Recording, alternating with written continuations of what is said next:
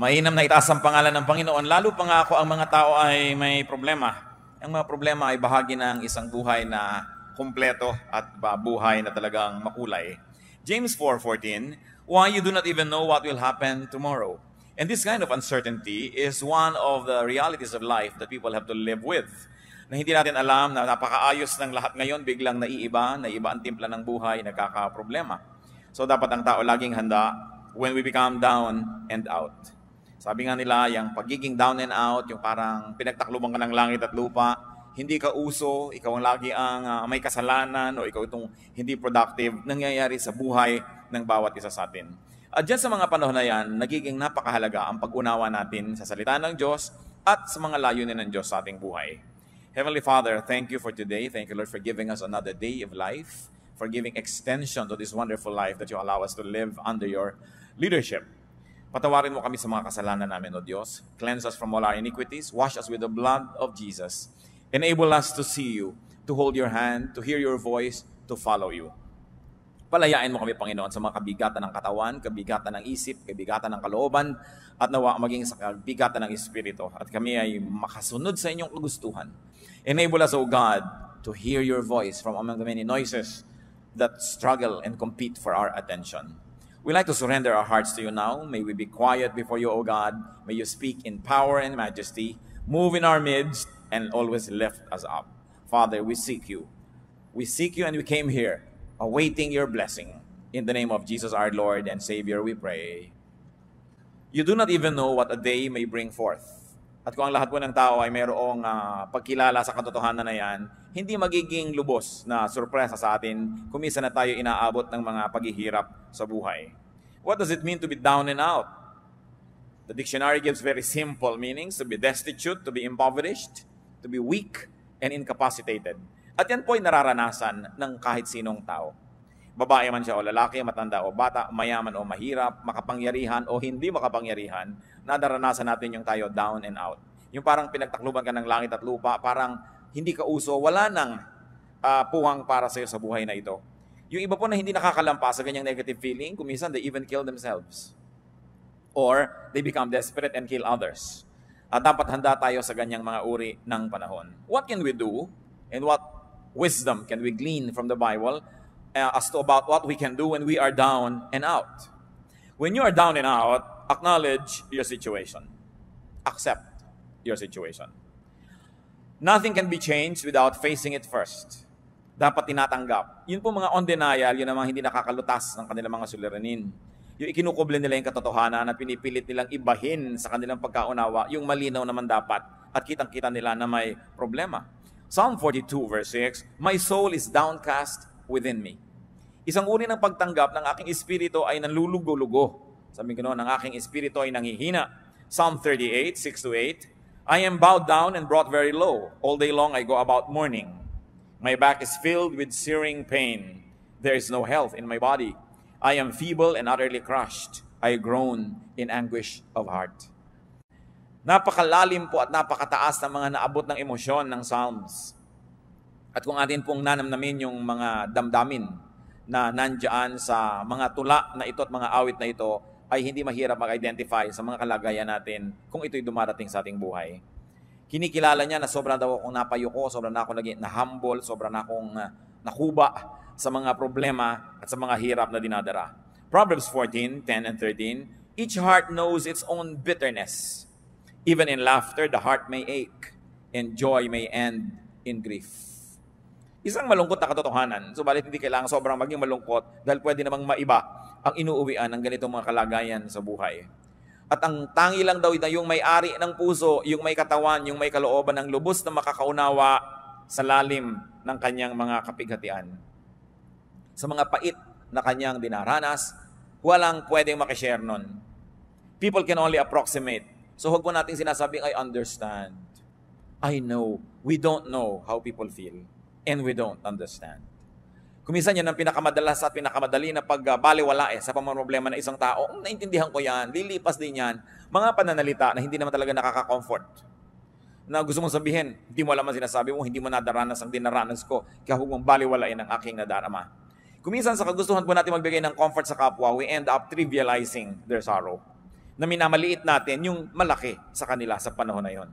Tanging yun lang daw may-ari ng puso ang nakakaunawa, nakakabatid ng hapdi, ng pait na nadarama nito. At kahit daw sa kabila ng ating mga halakhak, ikaw na may-ari ng puso, nalalaman mo na may lungkot kuminsan kasama yan. Merong mga pangamba. Na kuminsan nagsasaya ka lang, kaya mga tao naglalasing, kuminsan nagpa-party, kuminsan nagwawala, nagkakalat. They're trying very hard to be happy or to appear happy or to sound happy because they know that they are not.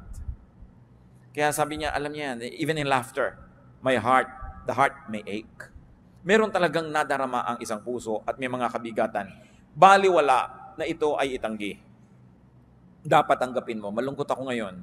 I feel down and out. I don't feel nice.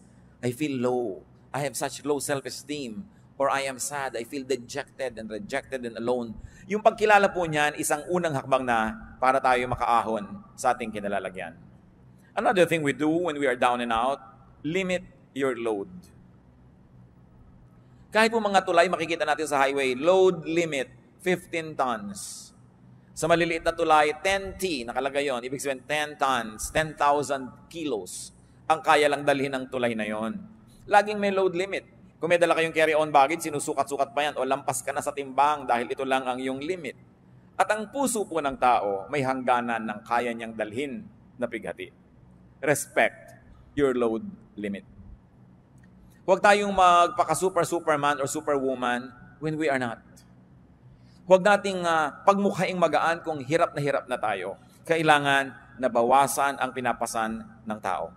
Lalo't ang pinapasan ay kasalanan, hindi mo na madala-dala, kailangan magbawas ng mga kasalanan para gumaan-gaan ang ating nararamdaman. Psalm 38 verse 4, my guilt has overwhelmed me like a burden too heavy to bear. Wala na yatang bibigat pa na dalahin kesa sa guilt. Yung inuusig ka ng iyong budhi, napakahirap dalhin yan. At kung nilalasing mo ang iyong sarili, nililibang mo ang iyong sarili para malimutan mo ikaw nagigilty, lalo lang yan bumibigat. At kung tayo po ay nasa isang uri ng ginagawa natin na lalong nagpapabigat ng kalagayan, what is important to do is to get out of the game. Kailangan nakikita natin, ano ba yung source ng aking sorrow? Ano yung source ng aking mga pagiging down and out? Kailangan magbawas ako nito, tanggalin ko ito, o tumakas ako mula sa ganitong mga kalagayan. Ecclesiastes 11:10, so then, banish anxiety from your heart and cast off the troubles of your body. So sabi, kailangang pilitin mong bunutin mula sa puso mo yung mga nakatarak na mga balaraw. Hindi yung ang lagi mo na lamang na idolo ay ang Mater Dolorosa, no, na mayroong 7 punyal na nakatarak sa kanyang puso. Tingnan mo naman ang facial expression. Di ba talagang nagkanda bigat-bigat na? Hindi dapat yun gayahin. Hindi dapat na napakarami mong pinapasan. May mga tao po kasi meron silang ganyan may messianic complex. They think that they are the saviors of the world. Papasanin nila ang daigdig. Pero merong kaya ang tao at merong hindi na kaya. Kung meron tayong activity na sobrang stress ang ibinibigay sa atin, stop. Have a break. Have a vacation from it. Kung meron tayong mga relasyon na talagang stressful, putulin, wakasan, o bigyan muna ng recess, bigyan ng break. Kailangan isara ang pinanggagalingan ng mga nagpapahirap. The Arabs have a saying, close the door that brings in the draft.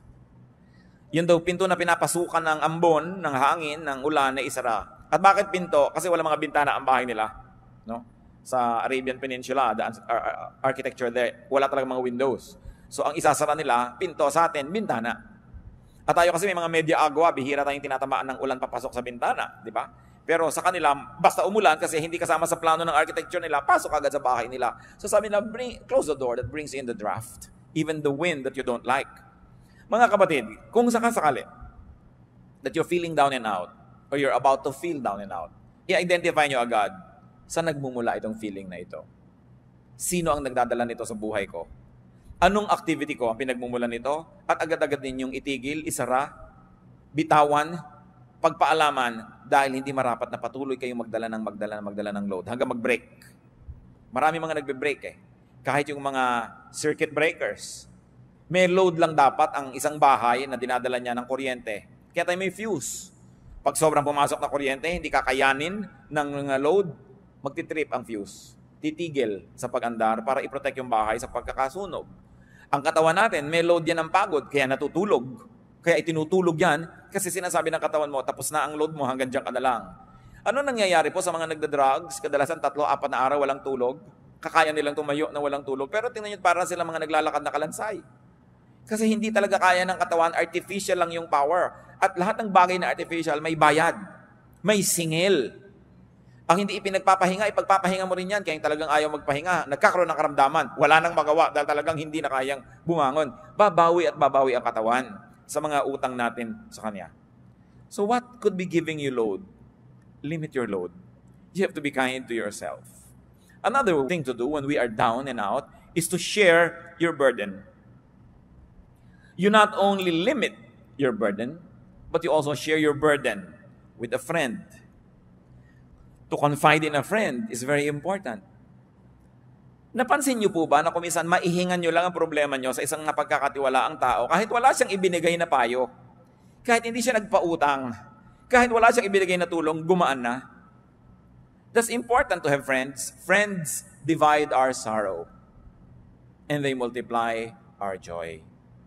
Kaya pag tayo po may mga dinedevelop ng mga friends, una, we enjoy the friendship. 2, they enjoy our friendship. And 3, if you have not yet relied on that kind of friendship, you are just saving for a rainy day. Nakakailanganin mo isang kaibigan na pwede mong pagkatiwalaan, pagsabihan ng mga problema mo na hindi mo masabi sa iba, nakakagaan. Deuteronomy 1:12, but how can I bear your problems and your burdens and your disputes all by myself? Sabi, hindi ko kaya yan mag-isa. Kailangan meron akong kasama. Kailangan meron akong katuwang. Ecclesiastes 4:10, if one falls down, his friend can help him up. Kung wala kang ginawa kundi magyabang sa iyong kaibigan, magpa-impress, magpasikat, paano mong aaminin sa kanya ang iyong mga suliranin? Paano ka magpapatulong sa mga kabigatan? Kaya kailangan meron ka man lang 1 o 2 tao sa mundo na hindi mo ini-impress. Yung kung ano ka lang yun ang pagkakaibigan ninyo, hindi yung kung ano yung akala niya tungkol sa'yo. Kasi talagang pag naman problema na po ang tao, ang pinakamahalaga, yung may makakaharap kang tao, hindi mo kailangan magkunwari. Hindi mo kailangan magbalat kayo. And it is a gift of God to have at least one person like that in your life na maaamin mo ang mga ipinakakalihim-lihim mo sa buhay. At kung minsan, malaman lang niya yun at malaman mong alam niya, napakalaking tulong na sa iyong buhay. Ecclesiastes 4:10, but pity the man who falls and has no one to help him up. Hindi naman tunay na kahabag-habag. Friends can be angels, especially in difficult moments. And friendship in the Bible is very precious. Proverbs 17:17, a friend loves at all times, and a brother is born for adversity. Kaya daw may kaibigan, kaya tayo may mga kapatid, para sa mga panahon ng kagipitan. Bagamat dapat ang nagsasabi nun yung tumutulong, hindi yung nangangailangan ng tulong. Pag mo sinabing, that's what friends are for. Dapat ang nagsasabi nun, yung tumutulong, hindi yung nangangailangan. That's what friends are for, kailangan tulungan mo ako. Naiiba yung value. Yung ikaw yung tumutulong, ayaw niyang tanggapin. So, that's what friends are for. Nandito ako para katulungan. Ang nagsasabi niyan po yung tumutulong. No? Hindi natin inuobliga ang mga kaibigan natin, that's what friends are for. Therefore, ay momolestyahin kita. But a friend loves at all times. At kung minsan, ito po ang pinaghihinanakit ng mga tinatawag nating non-Christians, mga unchurched, mga hindi born again, sa mga kaibigan nila na born again. Na nagkaroon na ng kondisyon ng pakikipagkaibigan. Hindi na kita kaibigan kung idolatros ka. Hindi na kita kaibigan kung ang baptismo ay ganito lang, hindi katulad ng baptism ko. Hindi na kita kaibigan pag ganito ang doctrinal stand mo sa ganyang bagay, sa ganung bagay. Nagkaroon ng patakaran ng pakikipagkaibigan. Samantalang sa Bible mismo sinasabi, a friend loves at all times. At kung nangangailangan po tayo ng modelo, hindi ba sapat pa at lampas-lampas pa ang Panginoong Hesus na modelo? That while we were yet sinners, He loved us. So why can't born-again Christians love people who don't share their convictions? Why can't born-again Christians not love people who don't share their religious color? Nilalagyan natin ng patakaran. Dapat nga, mas kaya mong umibig. Mas kaya mong magmahal dahil meron kang Kristo sa iyong puso. Pero yung iba, kumikitid talagang isip. Akala lang ibig sabihin na maging born-again Christian, Bible-based Christian, evangelical Christian, maging judgmental. Na pagka hindi ka nakakaabot sa aking mga pamantayan na pang-religyoso, hindi ako makikipagmabutihan sa iyo. I will treat you like a pagan, like an outsider. Nababaligtad. Dapat ang Kristiyano, mas kaya nating umibig ng walang patakaran. Sapagkat yun ang pag-ibig ni Jesus sa atin. At yun ang pag-ibig na minodelo ni Jesus na dapat tularan ng lahat ng nananalig sa Kanya. Proverbs 27 verse 10, better a neighbor nearby than a brother far away. Aanin mo nga naman ang kapatid mo na talagang mamamatay para sa iyo, pero ang layo. So maraming panahon daw, higit lalong mabuti ang isang kaibigan ng isang kapitbahay na malapit kaysa isang kapatid sa laman na malayo naman. At sabi pa nga ng Proverbs 18:24, there is a friend who sticks closer than a brother. May mga kaibigang higit pa sa kapatid kung magmahal. At yan ang mga kailangan natin eh. Bihirang-bihira na iiwan ka ng kaibigan mo eh. Mas marami pa nga yung iniwan ng asawa kaysa iniwan ng kaibigan. Kaya hindi ibig sabihin na kayo nag-aasawa na wala na kayong kaibigan. Although your asawa should be your best friend, no? Pero kailangan may kinukultivate ka rin ng ibang friendships. Kasi pag nagka-problema ka ngayon sa asawa mo, kanino ka na ngayon sasandal? Kanino ka na ngayon tatakbo? Kanino ka nahihingi ng tulong? Kailangan ang tao hindi nagsasara ng mga pinto niya sa mga mahahalaga niyang relasyon, lalo ang pakikipagkaibigan. Pero, at ito'y napakalaking pero, yung mga dati niyong kaibigan, no? Hindi niyo na dapat ipagpatuloy ang pakikipagkaibigan kung may asawa na kayo. At yung mga dating mga kaibigan, hindi na kayo dapat umaaten sa kasalan ng mga kaibigan ninyo na magpapakasal. Kasi day nila yun eh. Nang-aagaw ka pa kumisa ng eksena ng bride o ng groom dahil pinaggigiitan mong yung sarili. Kasal nila, nandun ka. Nakaka-offend. At may mga nakita na akong ganyan. Kasal lang may kasal, nandun pumupuesto pa at nang-aagaw pa ng eksena. Alam na alam ng lahat, may kahapon sila na pinagsaluhan nung isa doon sa ikakasal. Tapos andun pa siya at gusto pang makisalo habang buhay. No? Kailangan lumalaki tayo sa lugar. But friends without the romantic connection must be maintained and kept. And they can give us balance also. So, make, have, and keep friends. Kung maglalagay tayo ng therefore sa mga pinag-uusapan natin, kailangan ng tao talaga may mga kaibigan.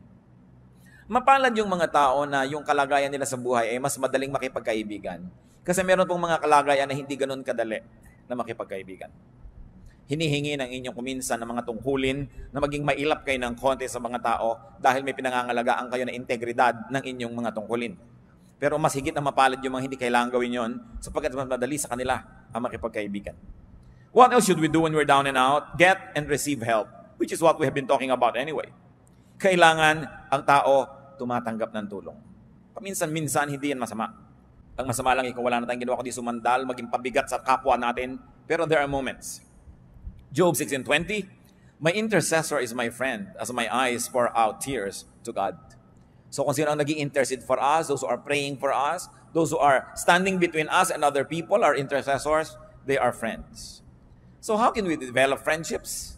Help others when able. Isaiah 41:6, each helps the other and says to his brother, be strong. Napakahalaga nung nagtutulungan at nagpapalakasan at pinapalakas mo ang iyong kapwa. Plant and therefore harvest good seeds. Habang gumagawa po tayo ng mabuti sa ating kapwa, dapat lang natin itanim sa ating isip na gumagawa tayo ng mabuti. Period.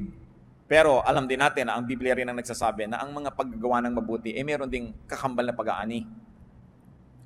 Pero ang napakasarap po na isa-isip habang gumagawa tayo ng mabuti sa ating kapwa, ipag-pray natin, Lord, ito pong tinutulungan ko, nawa kahit kailan, hindi ko kailanganin ang tulong niya. Hindi dahil mayabang tayo, kundi sabi natin, Lord, i-bless niyo po ako na lagi na lang akong tumulong ng tumulong sa kapwa. Magbigay ng magbigay. Kahit hindi na dumating pa yung panahon na ako ang sisingil, ako ang nangangailangan dahil total, lagi mo naman ako binibless. Hindi masamang prayer. Kasi na-check din ang ating mga intention. Kasi kung minsan, tulong tayo ng tulong, yung pala dahil natutulungan din ito ko later, investment lang. Napakaganda nung tumutulong ka lang dahil gusto mo lang tumulong. Pero kahit pa nga, hindi ganun kalinis lagi ang iyong kalooban, ang sinasabi sa Bible, pag may itinatanim, may inaani ang tao. So just always consider it. When you're doing good, you're just planting and planting and planting. If you are not able to harvest from the same person, the God of the Bible who says, what you sow, you will reap, will see to it that you will reap it from somewhere else, from someone else, basta darating at darating aani ng itinatanim. Kaya napakainam po mga kapatid, na gawing policy natin sa buhay. Kung tayo'y matibay, at anong ibig sabihin ng matibay? Yung hindi tutumba ka na, matibay ka lang, nakatayo ka, humanap ka lagi ng matutulungan. Magtanim ka ng mabuti. Sapagkat sa paggawa natin ng mabuti sa ating kapwa, una, ikinalulugod ng Diyos. At kung nalulugod sa iyo ang Diyos, paano ka naman malulugi? Number 2, nalulugod din sa iyo ang iyong kapwa. At generally speaking, ang mga tao naman ay marunong tumanaw at makaalala kung sakaling ikaw naman ang mga ilangan. Bihira naman yung talagang lumilimot eh. So, meron ka rin dyan ng mga benefit. At pangatlo, tuwing tumutulong tayo sa kapwa, lumalakas tayo. There is something miraculous about helping people, that when you keep on helping people, you become stronger and stronger and stronger. So that when the same storm happens to strike you, you are now well-equipped, not only to survive, but also to prevail. So plant good deeds. Galatians 6:7, a man reaps what he sows. Kung ano yung tinatanim ng tao, inaani. 2 Corinthians 1:3-4, praise be to the God and Father of our Lord Jesus Christ, the Father of compassion and the God of all comfort, who comforts us in all our troubles, so that we can comfort those in any trouble with the comfort we ourselves have received from God. Parang masyadong verbose, pero ang ibig lang sabihin, pag nagko-comfort ka ng iba, pag ikaw naman ang nangailangan, you will also be comforted. Either the people that you have comforted will comfort you back, or other people that you have not comforted will comfort you, or in any of the case, God will cause you to be comforted. Walang pagbibigay ginhawa sa kapwang nagigipit, walang pagbibigay tulong ang hindi sinusuklian ng langit ng gantimpala. What else do we do when we are down and out? Seek God. Madalas, yun lang pala ang dapat gawin kasi nagiging paalala ng kalangitan sa taong nakakalimot yung mga kanyang pagiging down and out. Sometimes feelings of inadequacy and failure, even ill health, danger, are just reminders from God that we are forgetting Him. At ipanalangin natin na hindi na kailangan natin ng mga dramatic reminders from God para lang tayo magbalik loob at maalala siyang muli. Dahil talaga namang 99.99% ang taong nagigipit, nagkakasakit, nagkakaproblema, biglang nagiging makadiyos muli. Biglang-biglang nagiging relihiyoso na naman. Biglang-biglang nagiging madadasalin at gustong ipagdasal din siya ng iba. Biglang nabubuklat uli ang mga inaanay na Biblia at biglang umaattend uli ng mga religious services na matagal na hindi sinisipot pag ang tao ay sobrang nagigipit. Kaya yung pagiging gipit din po mga kapatid, kung ang nagiging bunga ay nagbabalik loob tayo sa Diyos, yan man ay pagpapala. Pero ipanalangin natin, huwag na tayong dumating sa ganon, na talagang inilugmo ka, pinaluhod, binugbog para lang duguan kang bumalik sa pana ng Diyos. Dahil talaga ang tao, pagka wala nang maipagyabang, yun na lang ang huling gagawin magbalik loob. Humingi ng tawad at humingi ng habag. Napakasarap yung ang ganda-ganda ng buhay mo, ang ginhawa, tapos ang lapit-lapit mo pa sa Diyos. Yung hindi ka na kailangan magkaroon ng mga panganib at hirap para lang lumapit muli sa Diyos. So pag down and out po tayo, isa rin dapat nating isipin, baka paalala to ng Diyos na sobra na ako nagiging mayabang, sobra na ako nagiging makasarili, o iniaasa ko na ang kaligayahan ko at ang ikabubuti ng buhay ko sa kapwa-tao ko lamang at nalimot ko na yung Diyos, that God is no longer in the equation. Psalm 121 verses 1-2, I lift up my eyes to the hills. Where does my help come from? My help comes from the Lord, the maker of heaven and earth. Maganda yung picture nito sapagkat yun pong Jerusalem ay nasa ibabaw ng pinakamataas na bundok doon sa lugar na kinilalagyan niya. So yung pagtingin mo sa mga ibabaw ng mga bundok, kahit may mga ibang bundok ka rito sa pagitan mo at ng Jerusalem, pag tumingin ka dyan, lumalampas pa rin yung paningin mo, makikita mo pa rin yung ibabaw ng Jerusalem. At kung hindi mo man makita yun, na-imagine mong nandun yun, at naaalala mo ang templo, naaalala mo ang Diyos, so this is really a figure of speech. To lift up your eyes to the hills. Many people will lift up their eyes to the clouds or look at the rain. Some people can even remember God by looking into a microscope. Whichever helps you remember God, dapat meron kang ganung ritual sa buhay. Meron ting nakakakita ng maraming pagkain, naaalala niya ang Diyos. Meron naman na tuwing kikilo siya at malusog, naaalala niya ang Diyos. Dahil na ikukumpara niya nung siya halos malumpo na hindi makalakad. Ngayon, ramdam na ramdam niya yung lakas niya, naalala niya ang Diyos. Ano pang nagpapaalala sa inyo sa Diyos? So this writer of the song says, I lift my eyes to the hills. What do you do? Physically, symbolically, to remember God. Mahalaga meron tayong ganun. So, kung meron po tayong mga panlulumo, if we're down and out, una nating isipin, may kasalanan ba ako sa Diyos? Meron ba akong dapat isuko? Meron ba akong dapat na ayusin? And repent if needed. Repentance lang palang kailangan. Pagbabalik loob lang sa Diyos, tapos bumalik na uli ang kanyang kalusugan, bumalik na uli ang kanyang kasiyahan. At kung hindi man bumalik yung kalusugan, hindi man bumalik yung kasiyahan o kayamanan, yung nagbalik loob ka sa Diyos, by itself is a prize. Hindi mo sasabing, Lord, nagbalik loob na ako sa inyo, o nasa na yung ginhawa, nasa na yung premyo, nasa na yung kayamanan. Sapagkat yung pagbabalik loob lang sa Diyos, mismo yun na ay isang gantimpala. Pero kadalasan may dagdag pa yun Kasi tayong mga tao, laging gusto nating may dagdag. Tuwing bumibili ka, laging gusto mong may dagdag. So dinadagdagan ng Diyos na nagbalik loob ka na by itself is a blessing. May mga kasama pa yan. Usually, nare-restore yung health, nare-restore yung negosyo mo, nagkakaroon ng kaayusan na inyong buhay, nakakakita ka ng mga nasusukat, nararamdaman ng mga patotoo na ang Diyos ay narulugod sa iyo. Ano pong nangyayari sa isang taong alam na alam niyang may kasalanan siya, meron siyang mali, nagkakanda, ganyan na yung buhay niya dahil sa kasalanan niya, pero nagmamaang-maangan pa siya? Ano nangyayari? Psalm 32, verses 3-5. When I kept silent, my bones wasted away through my groaning all day long. For day and night your hand was heavy upon me. My strength was sapped as in the heat of summer. Then I acknowledged my sin to you and did not cover up my iniquity. I said, I will confess my transgressions to the Lord, and you forgave the guilt of my sin. Napakagandang patotoo ito. Inaawit-awit ng mga henerasyon ng mga mananampalataya. Sabi, nung nagmaang-maangan ako, nung ikinubli kong aking mga kasalanan, itinago at pinagmukha kong hindi ito kasalanan, sabi, pati ang aking mga buto ay halos mga bulok ng hina. At yun po nagkakaroon ng mga sakit sa buto, ang makakapagpatotoo sa atin kung gaano kasakit ang sakit sa buto. Many of us have no idea kung gaano kasakit ang sakit sa buto. Sabi niya, my bones wasted away through my groaning all day long. At bakit daw? Dahil gabit araw, dinadaganan ako ng inyong kamay.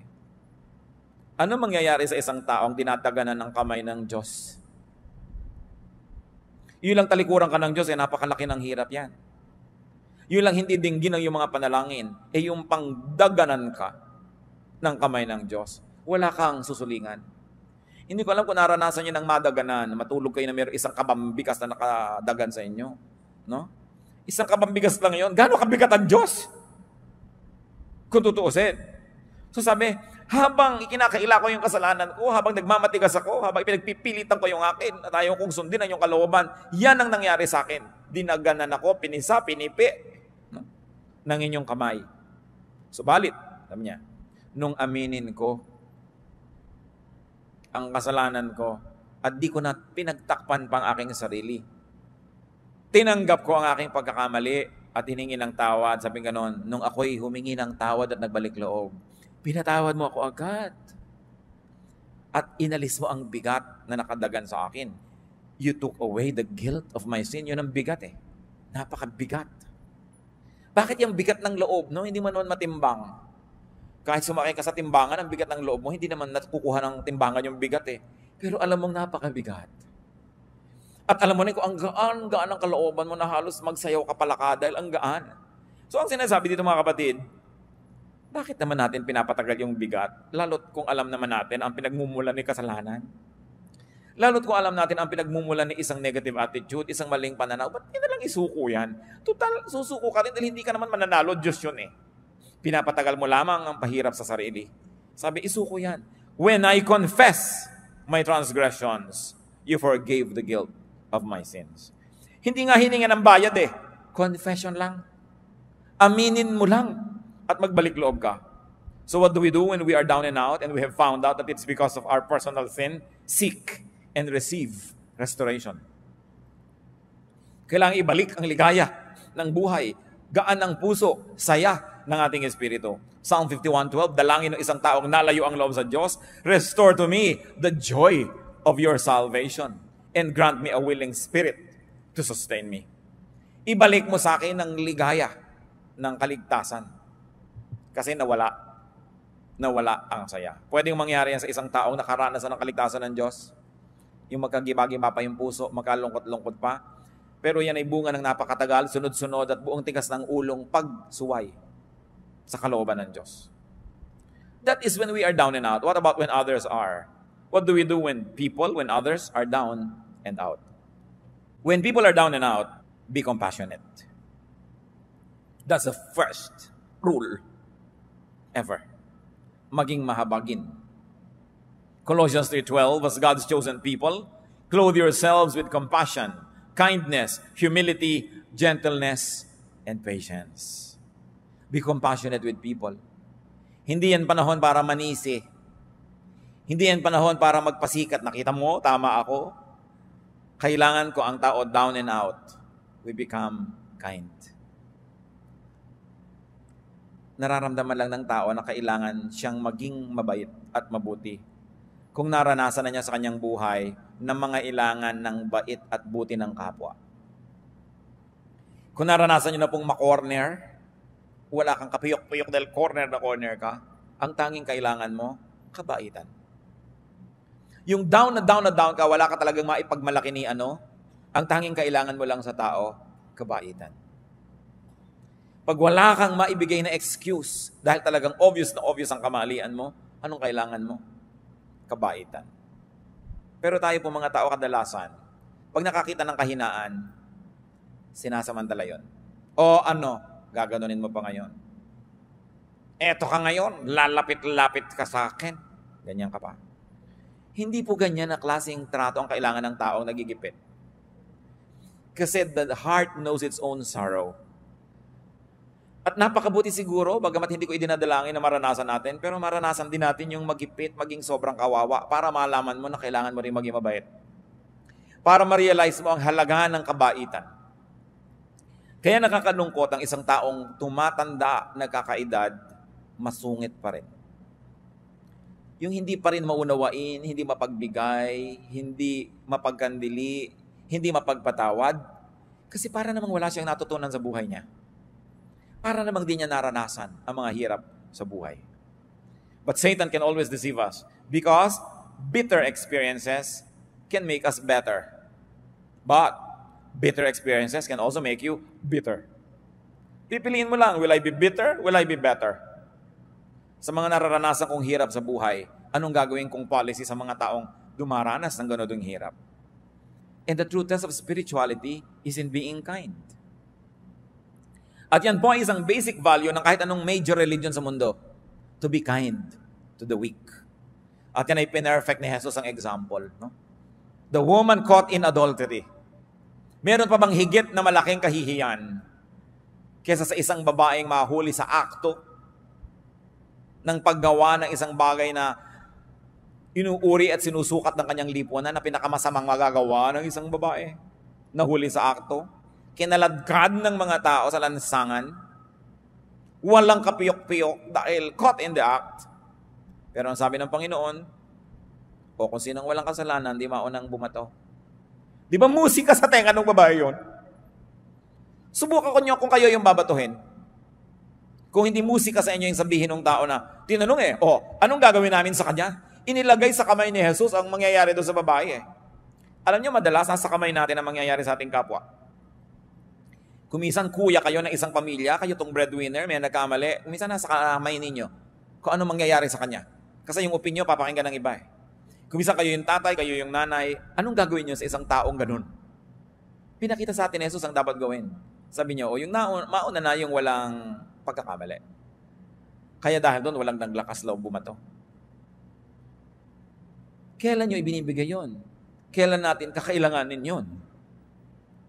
Remember, what you sow is what you reap. Napakahalaga na iniisip niya. Kaya ang ating beginning na verse you don't know what a day may bring forth. Be kind, because you don't know when you might be the recipient of the same kindness.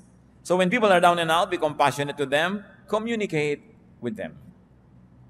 Ang isang napakahirap na mangyari sa isang tao pag siya down and out ay yung ma-isolate.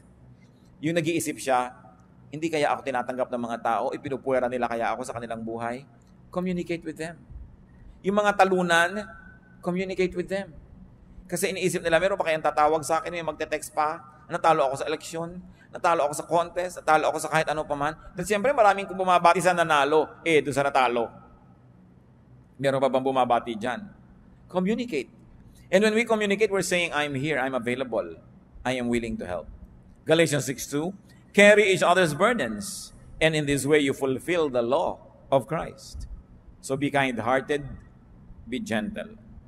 Ephesians 4:2, be completely humble and gentle, be patient, bearing with one another in love. Maging mapagpatawad, mapagpaumanhin, at pairalin ang pag-ibig. Another thing we do when people are down and out, be reachable. Be available to help. Job 6:14, A despairing man should have the devotion of his friends, even though he forsakes the fear of the Almighty. Nakita niyo sinasabi ni Job?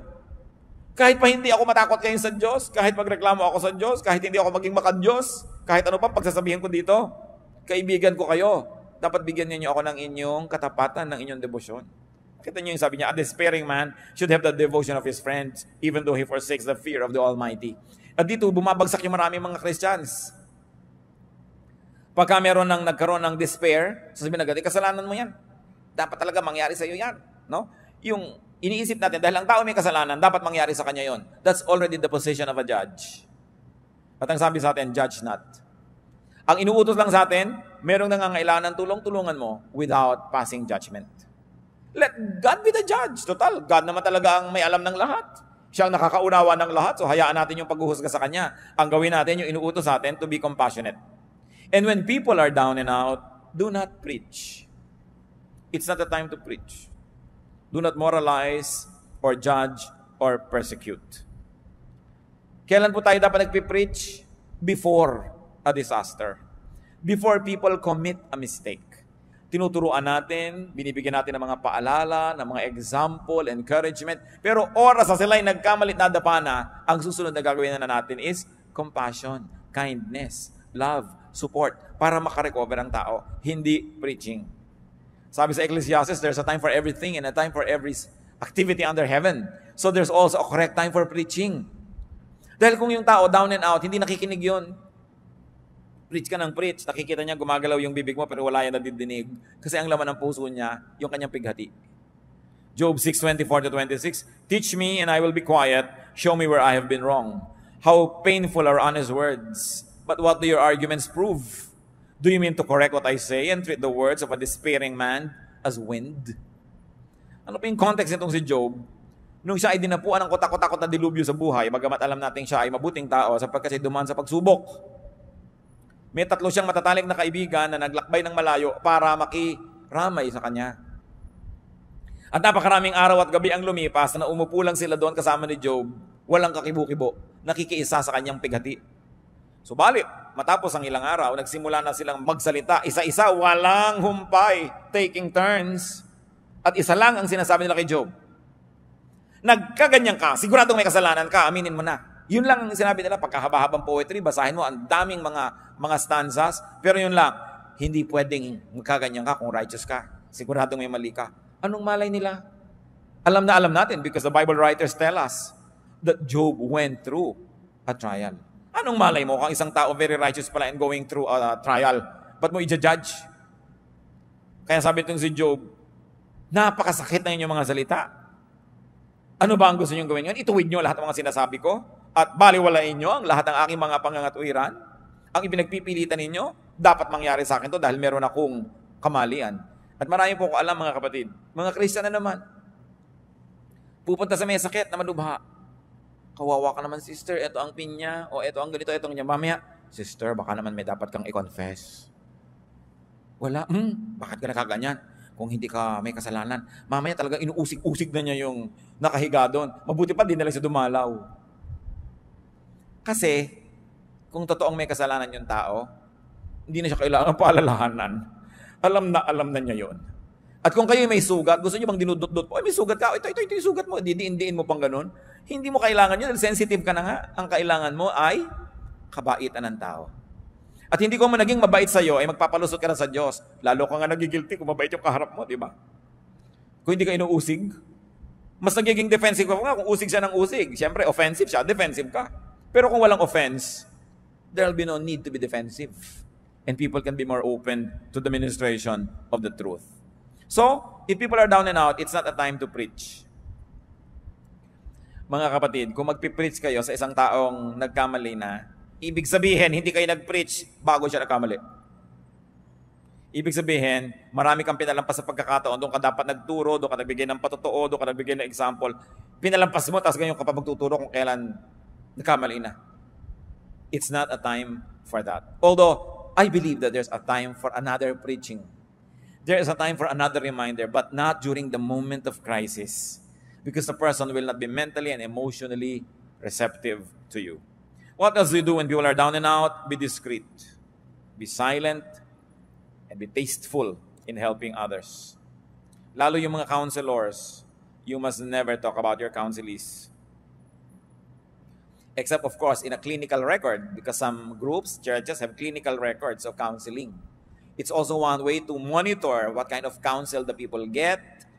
It's a way to monitor what kind of counseling the counselors dispense. So some records are kept, but identities are kept secret. Kailangan discreet ang tao. You don't drop names that you help. Matthew 6:3-4, but when you give to the needy, do not let your left hand know what your right hand is doing, so that your giving may be in secret. Then your Father who sees what is done in secret will reward you. And that goes for giving advice, for giving help. Hindi na natin ipinamamalita ang ganyang mga bagay. Tahimik lang tayo. Napaka-importante na ang tao, discreet, hindi matabil, hindi madaldal. Lalo't kayo ay nasa mga service-oriented work. Kung kayo halimbawa nagre-retoke ng muka, yan ang inyong hanap buhay, may nire-retoke ka ngayon dito, kung sasabihin, si ano nga, niretoke ko yun eh. Si ganito, niretoke ko. Dahil hindi ka pagtitiwalaan ng nire-retoke mo, hindi, ipamamalita mo rin pala siya. May mga taong ganoon, hindi marunong mag-keep ng mga names. They are just too glad and too foolish to blurt out sensitive information. So it's important to be discreet when you are helping, when people are down and out. Kaya po yung iba, kahit nasasabog na ang dibdib, hindi makapagsiwalat at hindi makapagbulalas sa takot na idaldal nyo.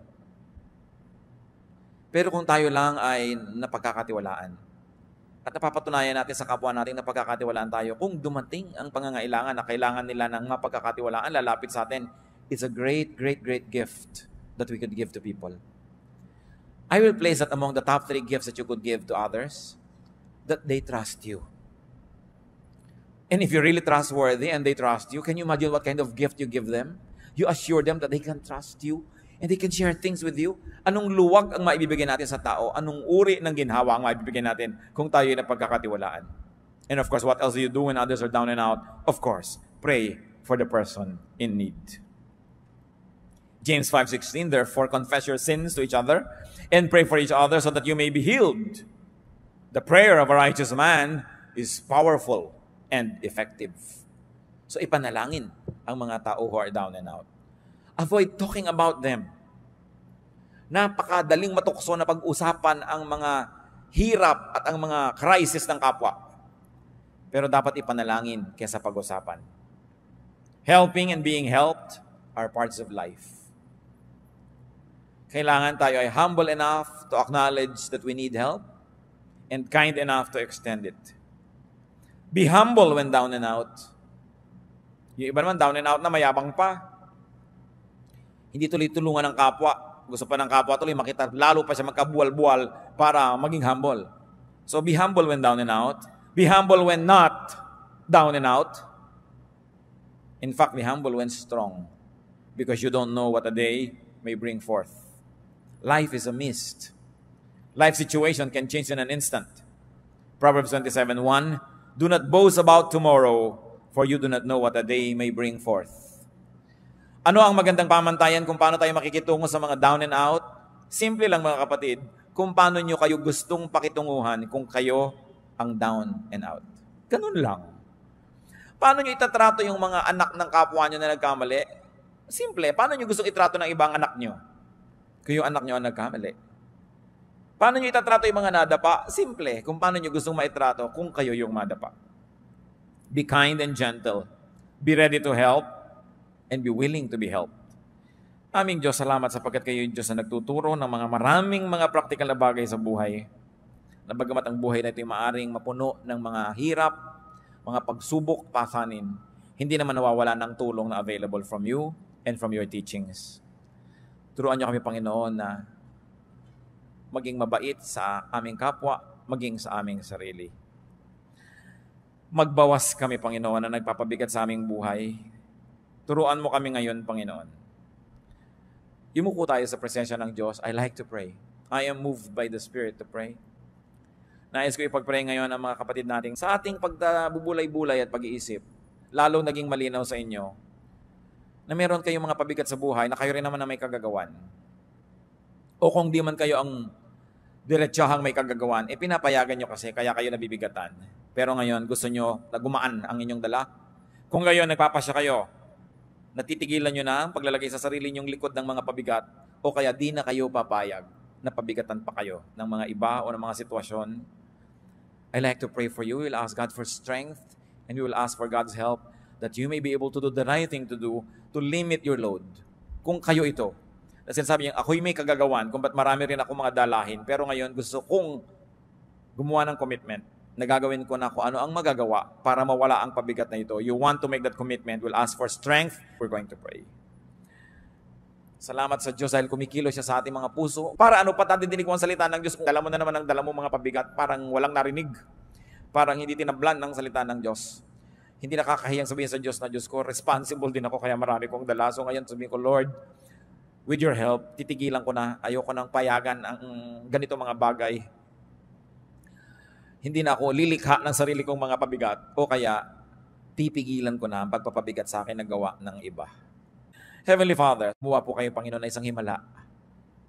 Bigyan nyo ng kakayahan ang mga anak mo na gawin ang dapat gawin. Kung sila ang may kagagawa ng sarili nilang mga kabigatan, turuan mo ng gagawin para matigilan ito, O Diyos. Lalong-lalo kung alam na naman ang dapat gawin, ang ibigay nyo, Panginoon, isang matibay na pasya na itigil ang mali at gawin ang tama para mawala ang mga pabigat na sila mismo naglalagay. At kung sa pagtayo ng iyong mga anak, meron na mga kabigatan galing sa iba, pero pinapayagan nila. Ang kahulugan ng pagtayong ito, Panginoon, na ayaw na nilang payagan ito, they will say no. Kailangan ng paninindigan, ibigay mo, O Diyos, ang tibay ng loob, tapang at lakas na tumanggi sa impluwensya ng ibang tao, sa impluwensya ng masasamang espiritu, sa impluwensya ng mga kalagayan na labas sa kanilang katawan at labas sa kanilang kapangyarihan. But to resist, you have said it, O God, resist the devil and he will flee from you. By standing up, many of your children would like to resist the work of the devil in their lives. O Lord, give us the wisdom to know specific steps, what to do and what not to do, para huwag payagan ang patuloy na pagpapabigat sa buhay na galing sa labas. Ang pagtayong ito, Panginoon, napakasimpleng gawin ng isang katawan, subalit isang sagisag ng pagkilalang kailangan ng iyong kapangyarihan. Ikawad mo, Diyos, ang kapangyarihan, karunungan, kaliwanagan na kailangan ng iyong mga anak para mapagaan ng mga buhay mula sa mga sariling kagagawan o kagagawan ng iba. Tanggapin niyo ang hinihiling niyo sa Diyos na kalakasan at patuloy tayong yumuko sa presensya ng Diyos.